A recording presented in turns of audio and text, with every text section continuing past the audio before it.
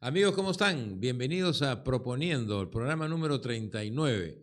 Aquí estamos con una temática de lo más variada y como siempre, acompañado por César Gutiérrez. César, ¿cómo estás? Buenas. Bien, Guido, bien. Y contento. O sea, el programa anterior llegamos casi a los 9.000 vistas.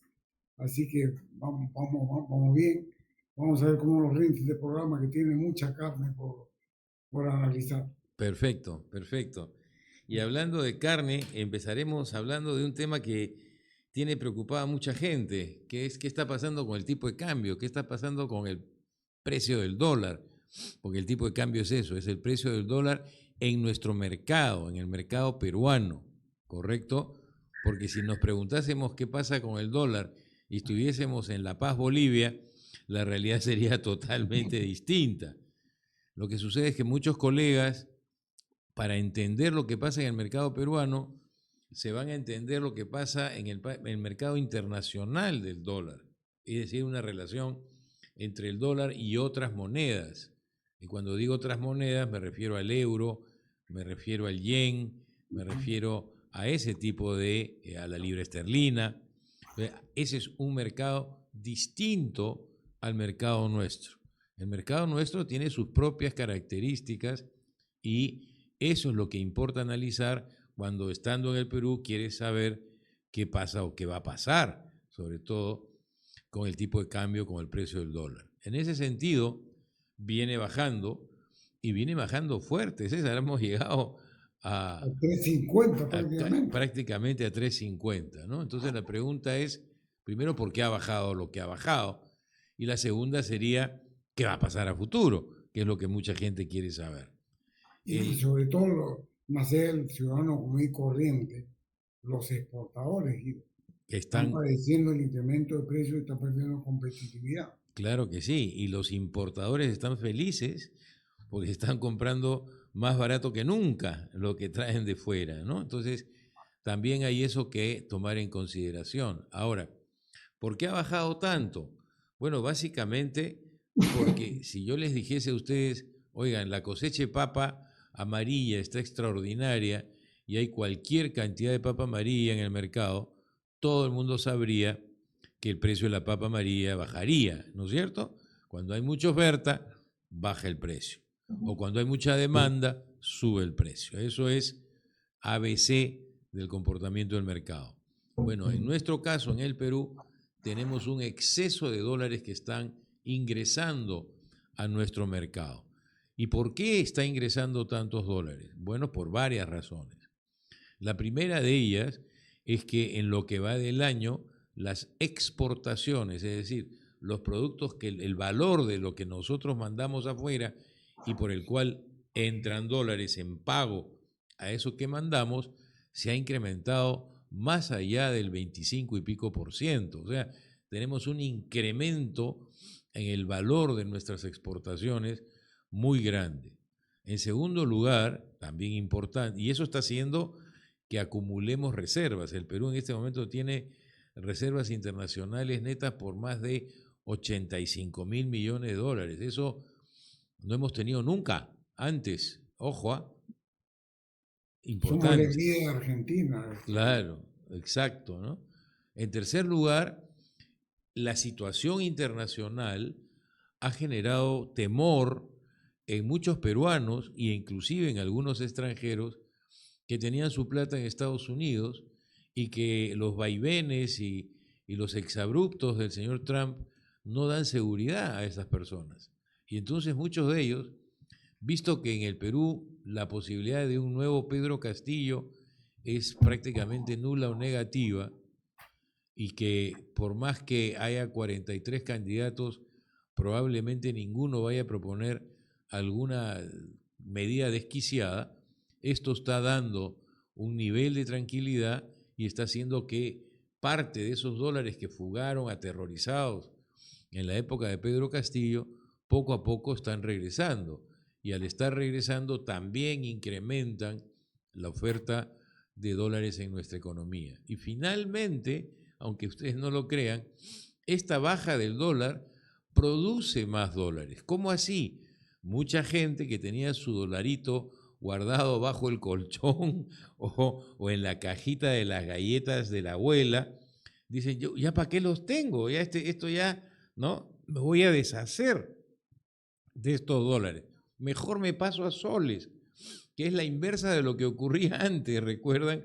Cuando el Y dólar no comprar paraba de dólares, ahora subir, compra soles. todo el mundo se deshacía de soles y compraba dólares y guardaba. Bueno, esta baja del dólar está propiciando que muchas personas también tengan esa actitud de decir, no, ¿sabes qué? Vende, ya no quiero, no queremos dólares. Entonces, dólares que estaban fuera del circuito de dar vueltas, porque estaban atesorados, esa es la palabra, como se dice vulgarmente, debajo del colchón, en la cajita de zapatos, donde ustedes quieran, donde ustedes guardaban sus dolarillos, esos también se están yendo a la venta al mercado. Entonces, estos tres factores nos permiten entender esta baja que hay en el precio. Ahora, La interrogante, Guido, y el BCR, ¿cómo debe actuar? el BCR normalmente usa, ¿no? Siempre ha usado este mecanismo que llamamos de flotación sucia.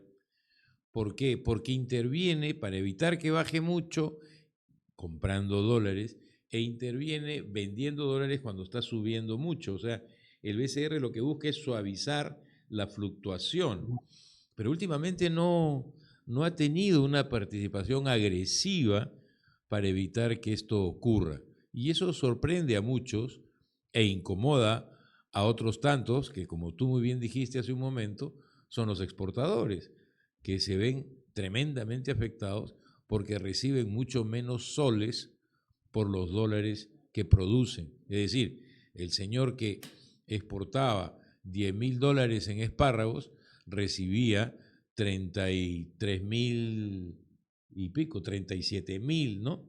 Ahora está recibiendo 35,000, o sea, está siendo afectado significativamente.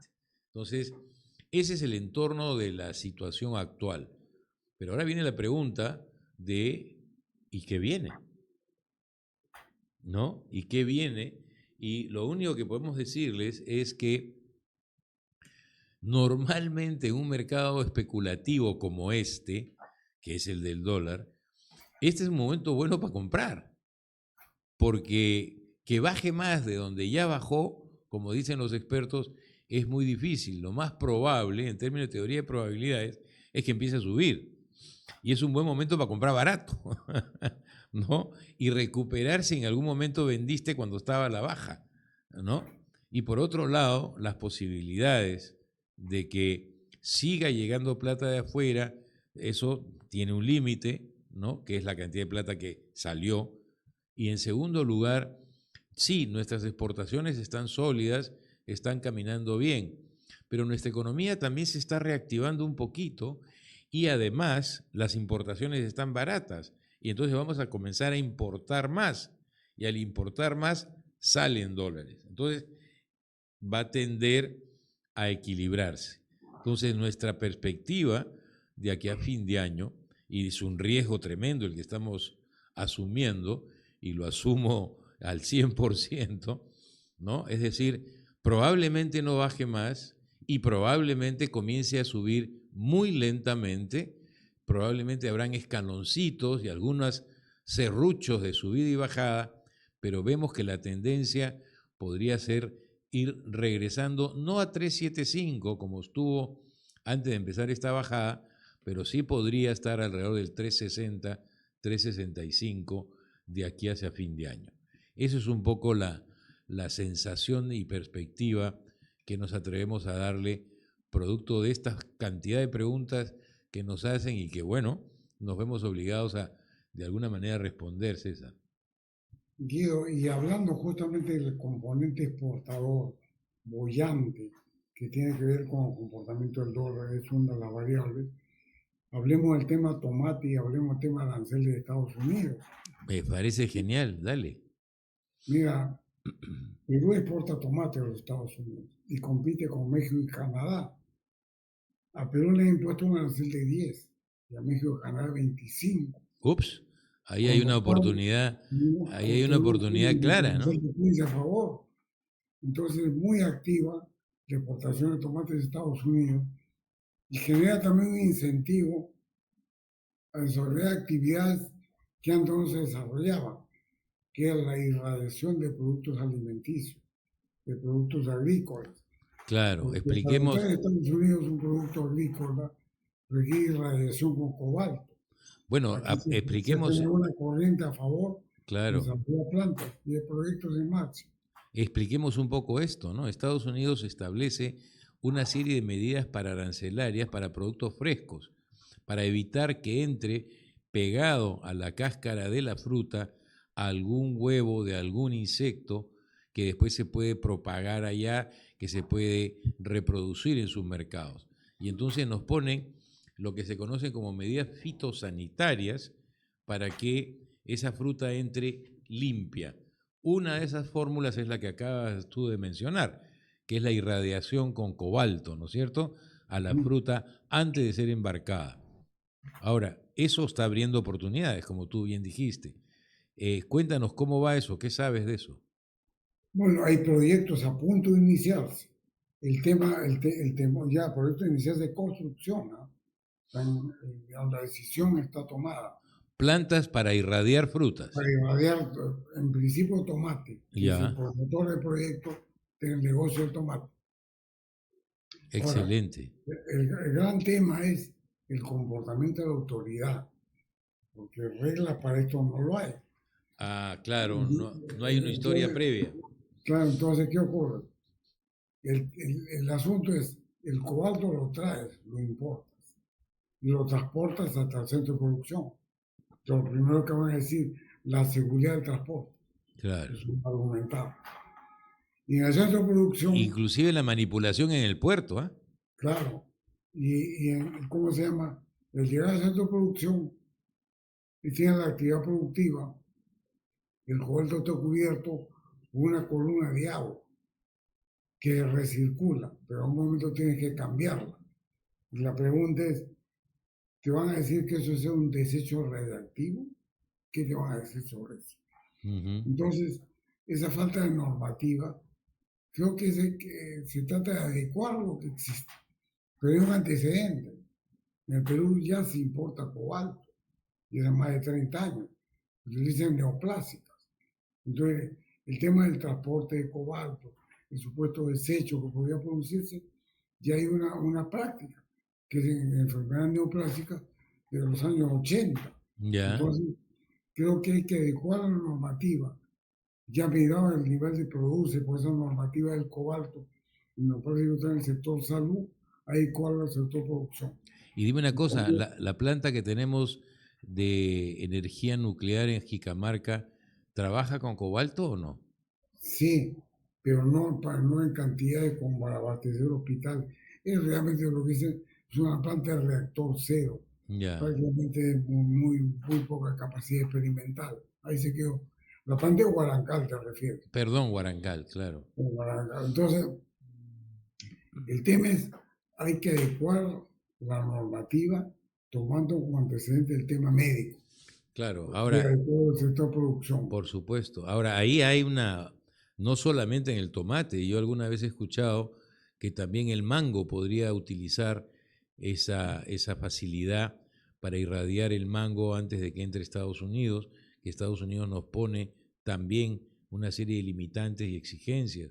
Entonces, probablemente tenemos tal nivel de crecimiento de nuestro sector agroexportador que se justifica plenamente una planta de estas características, no una, varias plantas de Claro, estas. porque la planta que te hablo está proyectada para funcionar en casa, Ya, porque hay producción de tomate en la zona. Pero yo creo que se puede replicar el proyecto en el sur, sin duda creo que alguna. en parte de sitios más. Entonces, es una buena oportunidad. Si los temas, los permisos, no son obstruccionistas, podríamos tener en el lapso de un año una planta funcionando ya de irradiación de productos alimenticios. Ahora, quiero resaltar un punto que tú mencionaste. Miren, ve cómo la política del señor Trump puede terminar beneficiándonos si es que el competidor le han puesto un arancel de 25, como tú mencionas, a México y a Canadá. Por ahí también podrían estar entrando nuestras paltas, ¿ah? Ojo con eso.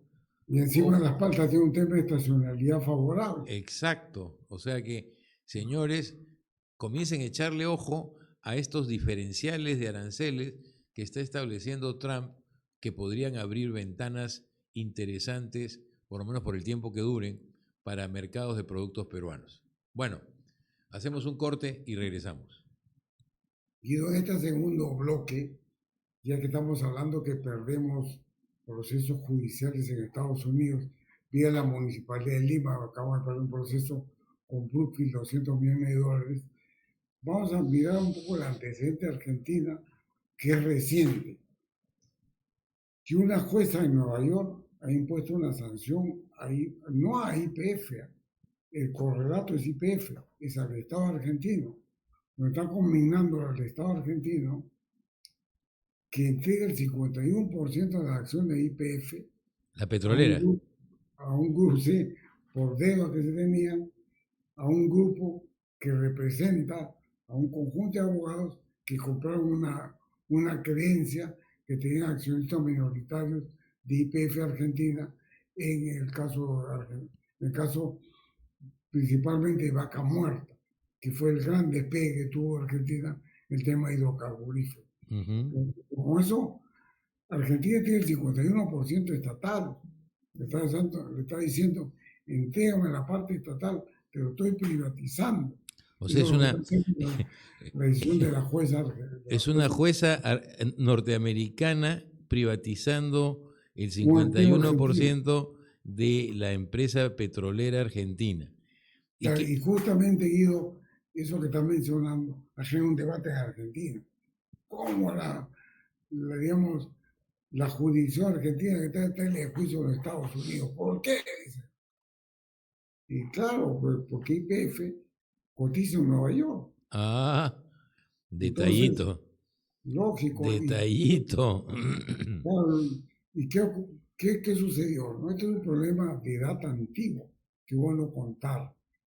Esto empieza en el 2008, una situación completamente anormal, que la conozco bien de cerca, porque en ese tiempo yo era presidente de una asociación petrolera, YPF Argentina, la asociación funcionaria de Uruguay, yo era presidente de Uruguay de la asociación, YPF era mi agremiado, YPF Argentina. Néstor Kirchner decidió que debía entrar el capital nacional al accionariado de Repsol, que era el accionista principal de YPF. Yeah. E impuso que un grupo que se llama Eskenazi, que eran banqueros de Santa Cruz, la provincia donde provenía el presidente, fuera el que adquiriera. ¿Cuánto? El 25%.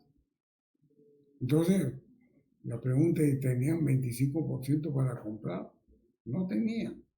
Y se impuso que tenía que venir obligatoriamente y que eso sí iba a pagar por las utilidades futuras de YPF. Eso se decidió así. Y entonces Repsol en el tiempo está obligada a repartir dividendos para pagar la cuenta que le habían quitado el 25% y pagar el grupo Eskenazi. O sea, compro tu empresa con tu plata. Con tu plata. Y el grupo Eskenazi es muy cerca de Néstor Kirchner. En el 2012, y en el 2008, cuando ocurre esto, Cristina ya era presidenta.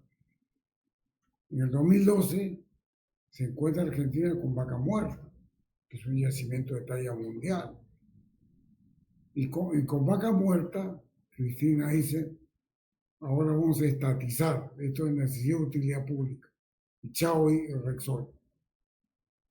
Pero luego en el camino, que igual lo estatiza, con apoyo del Congreso, así mucha de la gente que está en el Congreso aprobó la medida. Y no solamente el peronismo, el kirchnerismo, de derecha también. ¿Qué ocurrió? Que Repsol se pone a negociar.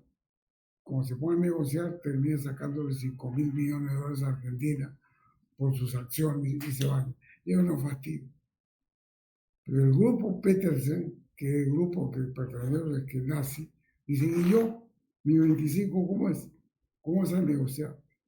En esa altura Cristina se había peleado con Néstor y con sus amigos anexos. Claro. Y decía, a ti no te pago nada.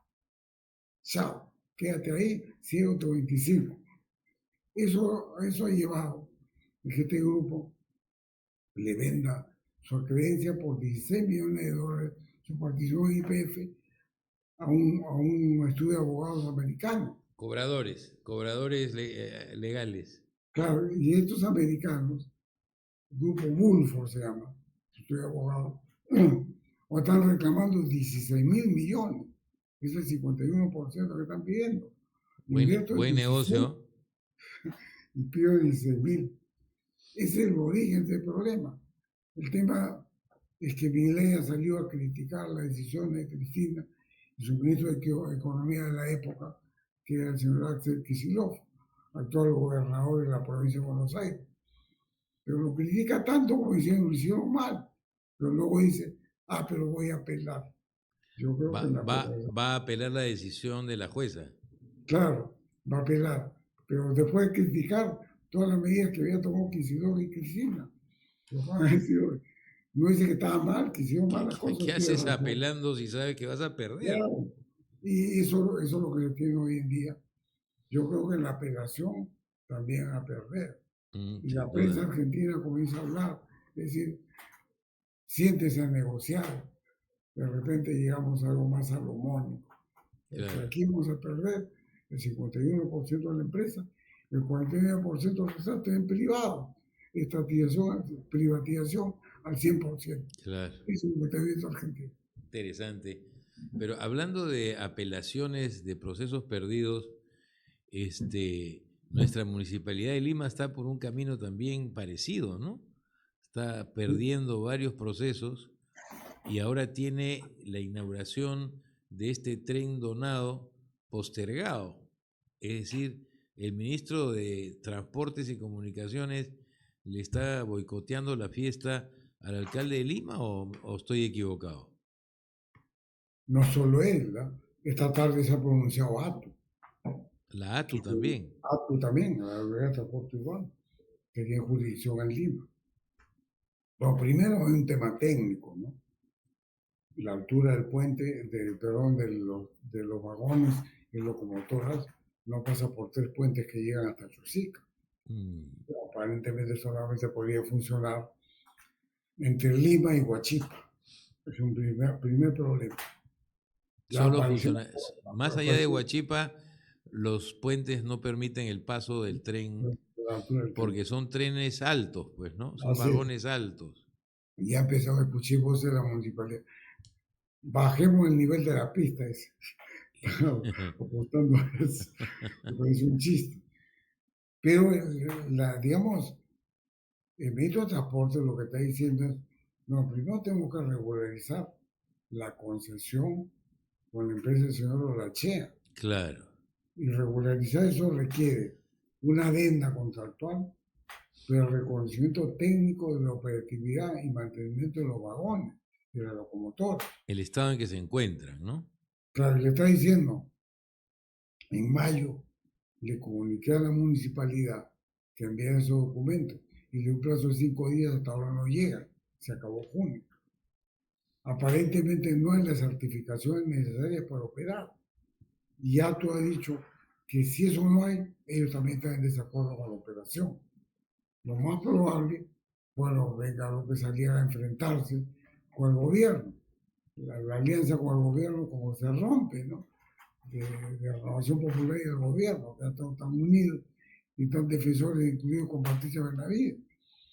Pero todo indica que el transporte y ATU se niegan. Y parecen razonables las medidas que está planteando ATU y Ministerio de Transporte. Entonces el pronóstico es que se decía que esto es un gran aliciente para la candidatura de López Aliaga, parece que va a tener frustración, porque estamos hablando que en un año tiene la adenda, que es lo que ha hecho el ministro de Transporte, y de plazo normal. Si en un año se da la adenda, estamos hablando de junio del otro año. Entonces ya el gobierno... Ya no llegaste. Ya de segunda vuelta, claro. Ya no llegaste, esa es la realidad que está pasando en la municipalidad. Claro, porque además el ferrocarril actual está en manos del señor Olaechea, pero tiene toda una serie de convenios firmados con el Estado peruano. no creo que él tenga la libertad de poner ahí el tren que le provoca, ¿no? No creo que sea así los términos de la concesión, ¿no? Claro, y la operatividad, o sea, el estado de situación, como bien has dicho, de las unidades que se han traído o que están en camino, Están en camino, entiendo. tienen que certificarse. Claro. Eso es exigencia normativa. No, y lo otro, entiendo que tienen que haber estaciones y paraderos, ¿no? Ah, que no las hay, que Que, no que las no, hay, que no los hay que construirlos. claro, Claro, que es otra exigencia de transporte, que claro, también parece razonable, ¿no? claro, y tienen que ser medianamente seguras porque vas a trasladar público, ¿no? Y el Mucha acceso del vigilancia, público, mucha vehemencia, y lamentablemente parece que no han mirado la cosa en su contexto sí, completo. pues, sí, pues. Bueno, ok, bueno, ahí vamos, ¿no? Estamos en esa circunstancia del tren Lima-Chosica, que sería útil, ¿eh? Si quitas todos estos problemas, creo yo que usar adecuadamente e intensamente un activo que se usa una vez al día, César, por el tren del ferrocarril central, baja un tren al día trayendo concentrado mineral de La Oroya al puerto del Callao, básicamente. Y el resto del día no se usa. Entonces, poderlo usar como una alternativa al otro tren que hasta ahora no se termina y que además es un absurdo haberlo construido paralelo a este, ¿no? Se debía haber invertido en poner este maravillosamente bien y que hubiera costado pues un tercio de lo que está costando el otro, ¿no? Ahora, un tema importante que es la operación y mantenimiento, el costo, porque Claro. esto funciona no a electricidad 100%, funciona a diésel. Ajá. El diésel es un combustible bastante caro para el transporte. En el caso, por ejemplo, de los buses en Lima, ya, de todo tipo, y los automóviles que hacen servicio público, se olvidaron del diésel y la gasolina, demasiado caro. Ah, Entonces utiliza gas natural. claro. Y estos vehículos que han venido son a diésel. Y la Claro. diferencia por unidad de energía entre el diésel y el gas natural es 50%. Entonces, digamos, la posibilidad que esto renta también es un tema que tendrá el juicio y es bueno escuchar. Pregunta Cómo. final. Esas locomotoras que vienen porque fueron diseñadas y construidas para utilizar diésel, ¿podrán transformarse con relativa facilidad a GNV? Mira, en el Ferrocarril Central lo ha hecho la empresa. Sale de Desamparados y va a toda la carretera central. Se anunció como un platillo que funciona a gas natural, ¿Ya? pero al principio, porque después no se escuchado nada, y lo más probable es que no sea 100% cierto, porque el gas natural pierde demasiada potencia al subir en altura. Así es. Entonces, sería bueno escuchar si el ferrocarril central, que tanta propaganda le hicieron que iba a trabajar a gas natural comprimido, está utilizando gas natural comprimido para poder responder tu pregunta, si eso se puede convertir a gas o no. A ver si alguien que sepa de estos temas nos ayuda para completar esta información para ustedes, mis queridos amigos. Y tendría que corresponder al concesionario actual y decir, ¿está funcionando a gas o no? Claro, eso es Porque, fundamental. digamos, la pérdida de capacidad en altura es un hecho. Sí, Por sí, eso no tiene transporte de carga a mi interior a gas. así es. Bueno, amigos, un pequeño corte y regresamos. Amigos, aquí estamos de regreso a tocar un tema que nos parece sumamente importante. Resulta que hace ya una buena cantidad de años, más o menos 20 y pico, en el Perú se dio una ley agraria que dio una serie de incentivos a la inversión en tierra agrícola que no estaba productiva, o sea, tierras nuevas, tierras eriazas que fueron incorporadas a la producción. En el momento que se dio la ley, más o menos el Perú exportaba 700 millones de dólares en productos de origen agrario, básicamente café y cacao. Hoy en día exportamos más o menos 12.000 millones de dólares, ¿correcto? y somos el número 1 en el mundo en arándano, el segundo en palta, el tercero en uva. Somos unos tigres y seguimos creciendo y vamos para más, definitivamente. ¿Qué ocurre además? El empleo, ¿no? 400.000 trabajadores formales se han incorporado a este mercado. Más o menos una tasa de crecimiento de 5% al año en trabajo formal, concentrados en Ica, La Libertad, Piura, Lambayeque, ¿no? Importantes beneficios a tierras no usadas nunca antes, eriazas. Ojo con ese detalle. No es que vinieron estos grandes capitales y se compraron a tierras que estaban en producción. No. Hicieron inversiones y recuperaron tierra que no se usaba, desierto. ¿De acuerdo? Bueno, ahora se está por aprobar la versión de esta nueva ley que fue derogada en la época del presidente Sagasti, ¿recuerdan? Y ahora un grupo de señores, importantes ellos, liderados por Pedro Franque, ¿recuerdan? Fue ministro de Economía de Pedro Castillo, han hecho todo un documento interesante que dice en su último acápite, para evitar que la referida ley, nefasta, dicen ellos, para los intereses del país, sea ratificada en segunda votación, dicen, resulta fundamental la incidencia que pueden tener los trabajadores agrarios organizados, vía el ejercicio de su derecho constitucional a la propuesta. O sea, Barrio Chino número 2, ¿eso es lo que quieren? Sagasti número 2, o sea, quieren tumbarse una ley que ha generado 500.000 puestos de trabajo formales, que ha hecho que el Perú sea uno de los principales exportadores de una serie de frutas, y nos queremos tumbar la ley porque los beneficios que alcanzan a los trabajadores no son equiparables a los beneficios que alcanzan a las empresas. Pero por si acaso, esas empresas ya están prácticamente pagando en los términos que deberían pagar, o sea, ya sus grandes incentivos han bajado. Lo que hay que hacer es decirles, si incrementas aún más la tierra eriaza, si haces nuevas inversiones, te sigo dando los beneficios, porque eso va a dar más empleo aún, que es lo que queremos en nuestro país. Y entonces me preocupa muchísimo esta actitud tan negativa, ¿no?, a algo que ha funcionado tan bien. Lamentablemente, estamos en esta confrontación ideológica cuando lo que habría que hacer, o sea, en todo momento es no, no, no.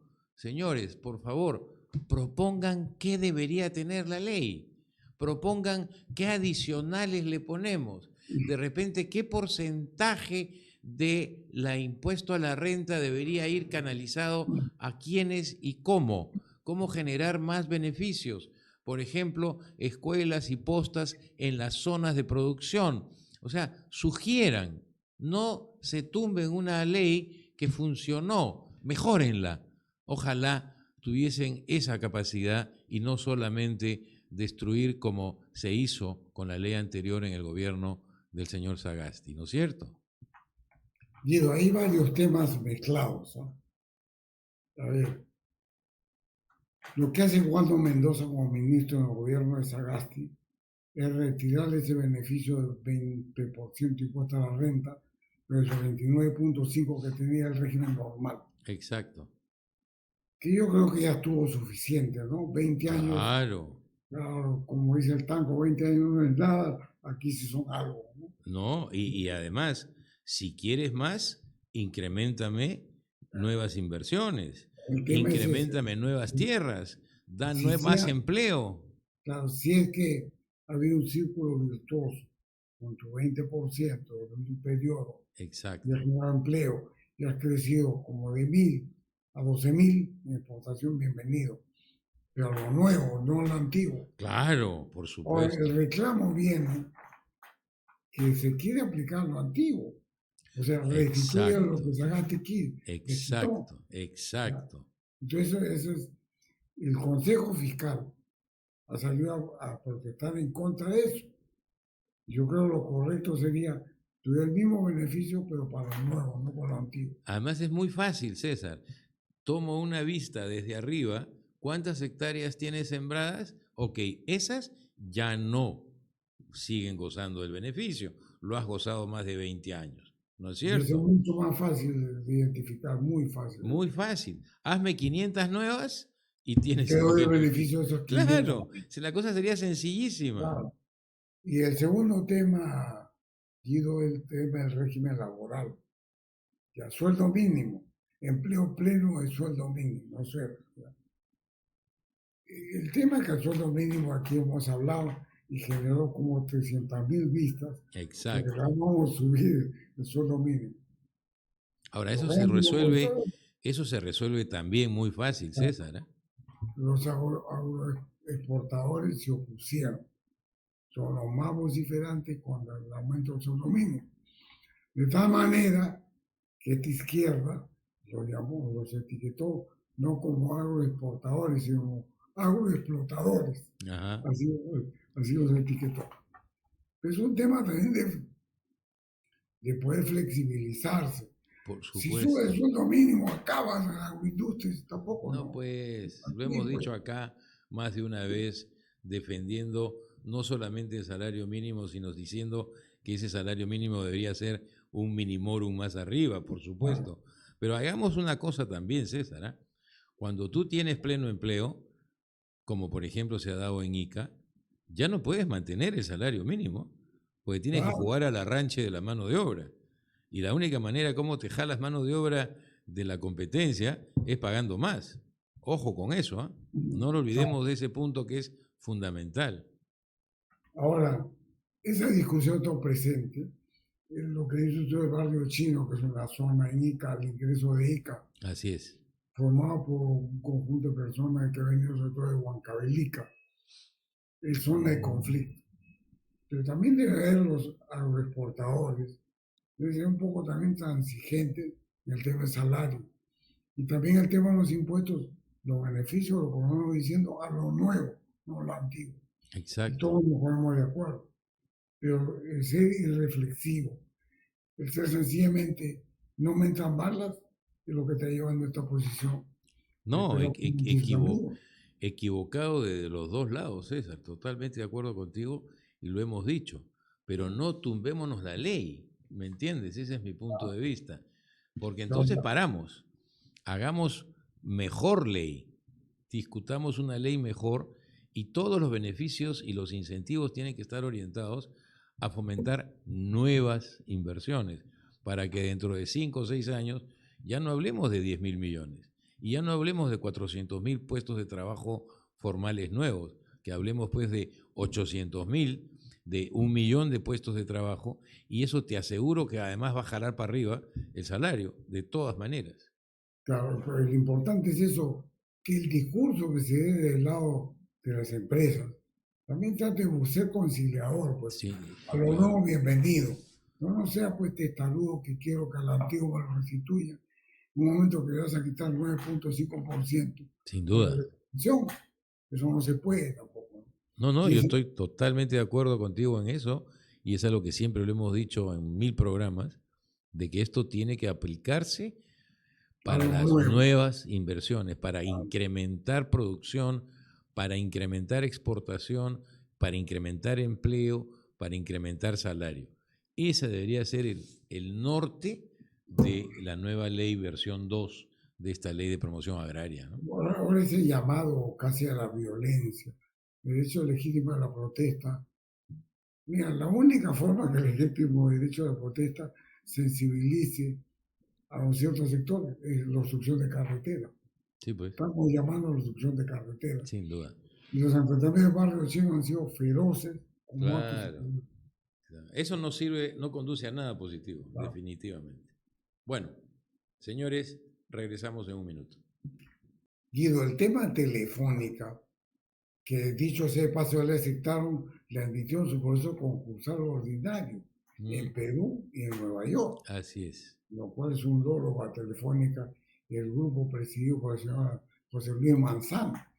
Lo que no está muy claro es que cuál va a ser la suerte de la empresa, que creo que va a caminar a la liquidación. De todas maneras, no veo otra salida por ahora. El origen de todo esto fue un tema tributario, acotaciones tributarias por impuesto a la renta, por ahí empezó.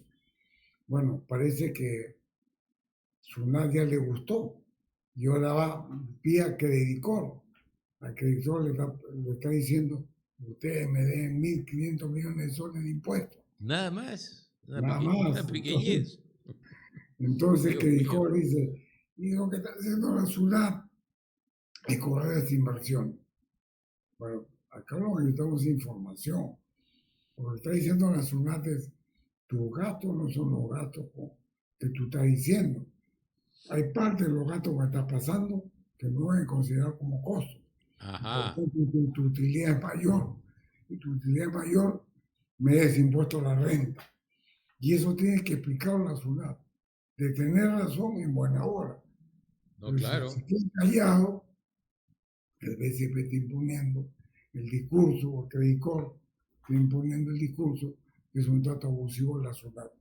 Entonces, la recomendación a la SUNAT es, salga usted y explique qué es lo que está ocurriendo. Porque al satanizar a SUNAT, sataniza el Estado peruano y corre sin inversión. Pero corresponde a SUNAT defenderse. No, además, si SUNAT no explica estos 1.500 millones, evidentemente el efecto va a ser tremendamente negativo para nuevas inversiones en el país. Ahora, si demuestras que efectivamente, contablemente, el Banco de Crédito ha incorporado en sus costos una serie de, digamos, gastos que no corresponden al giro, al tipo de actividad, etcétera, etcétera, etcétera, del banco, y que por lo tanto no califican para ser parte deducible de los ingresos y las utilidades son mayores, en ese caso no habría mucha discusión, ¿no? Pero tienen que dar una explicación detallada, transparente, clara, porque si no vamos a tener un juicio de 15 años al estilo Telefónica, ¿no es cierto?, con resultados todos negativos, ¿no? Todos Y de negativos. repente otra empresa argentina compra a Credicor, ¿no? ¿Por $1.000.000 también? $1 millón. Se puede ¡Qué ocurrir, pero horror! ¡Qué mira, horror! un llamado de atención también a las auditoras, Guido. Las Sí, auditoras que claro. hicieron el caso Telefónica, ¿qué pasó? ¿Se les apeló los costos? ¿Cómo es? Por gran parte de lo que ha llevado Sunat sí tiene razón. Y ahora Eh, en eh, la auditora del BC que dijo, a ver que nos diga algo, pues, ¿no? también sería muy importante. Muy buena acotación de tu parte, ¿no? Ahora, Sunat ya no es Sunat de los 90. Pues, ¿no?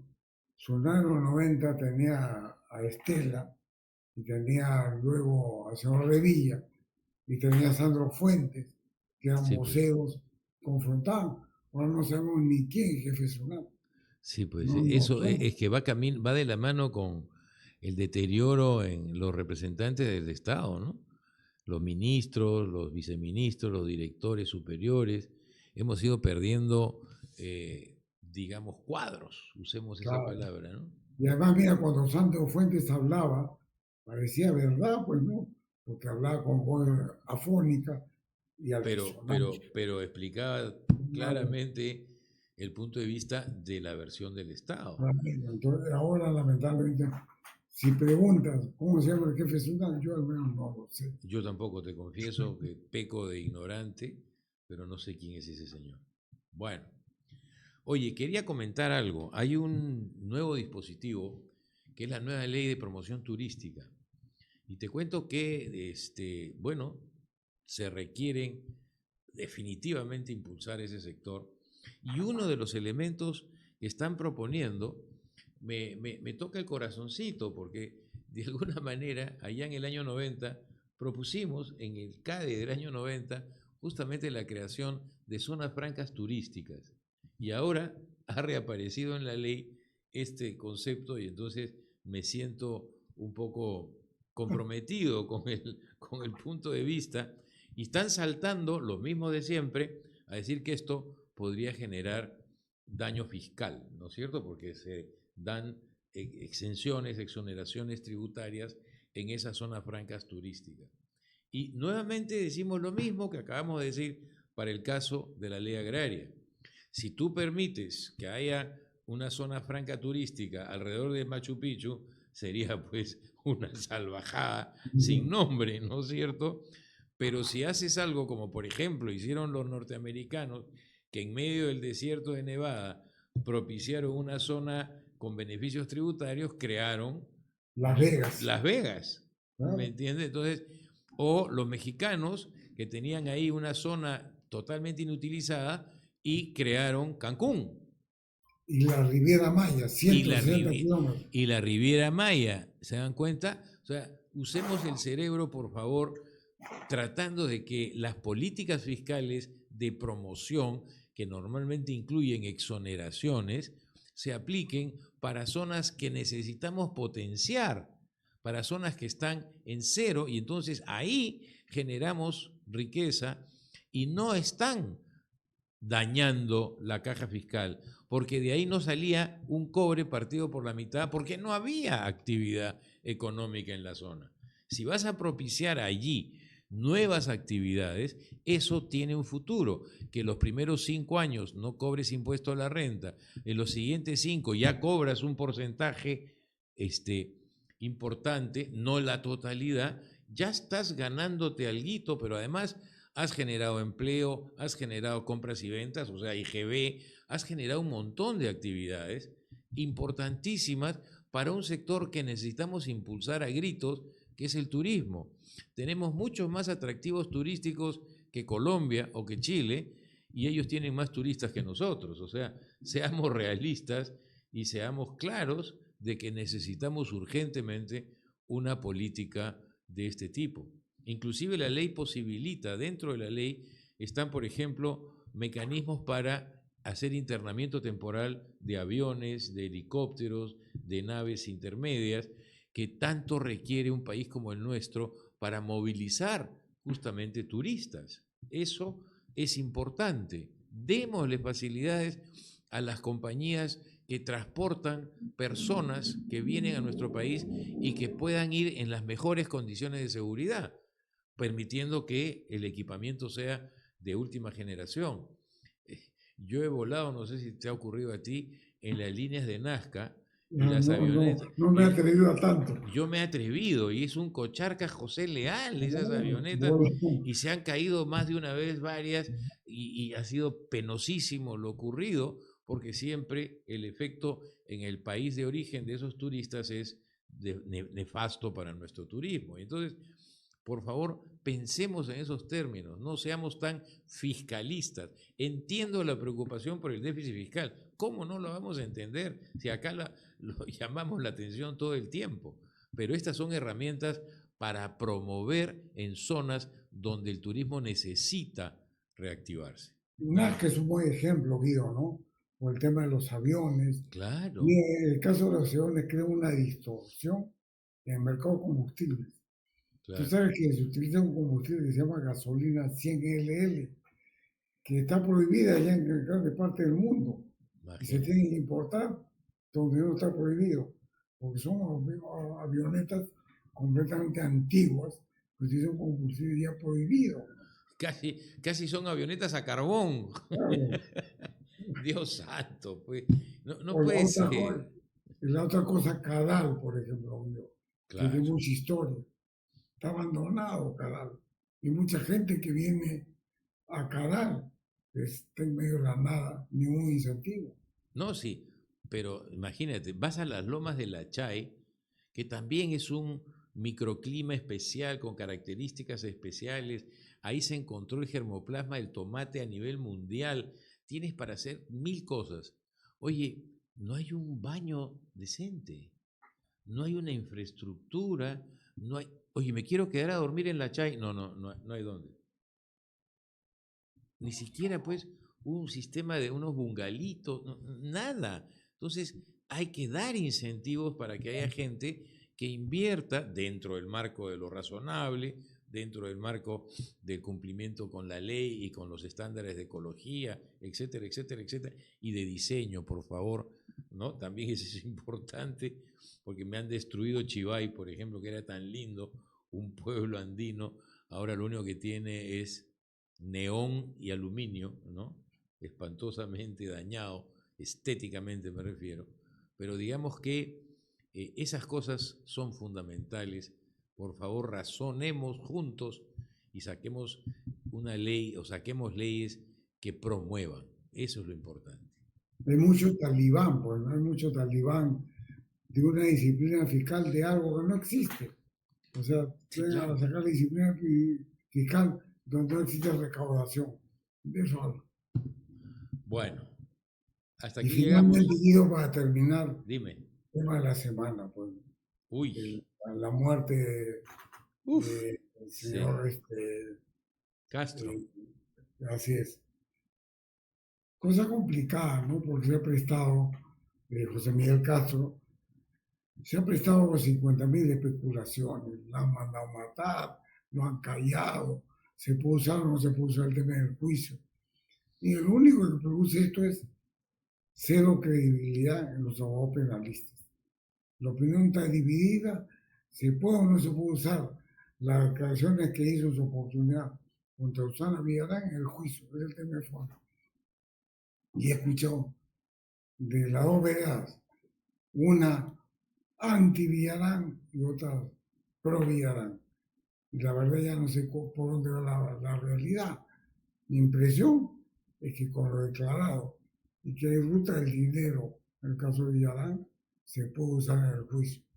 Y eso que dicen exonerar, luego más pasión política, odiadora al sector progre, que responsabilidad legal, ¿no?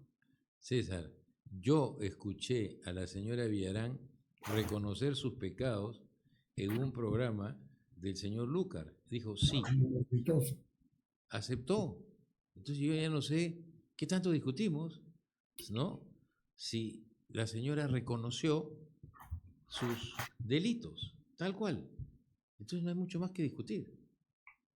Pero en fin, ya nos enteraremos de más, porque esta muerte, en medio de todo, es sumamente extraña. No, y las condolencias de una persona que ambos conocemos, Julio Castro Gómez, dirigente del gremio médico, Federación Médica, decano del Colegio Médico, padre de José Miguel.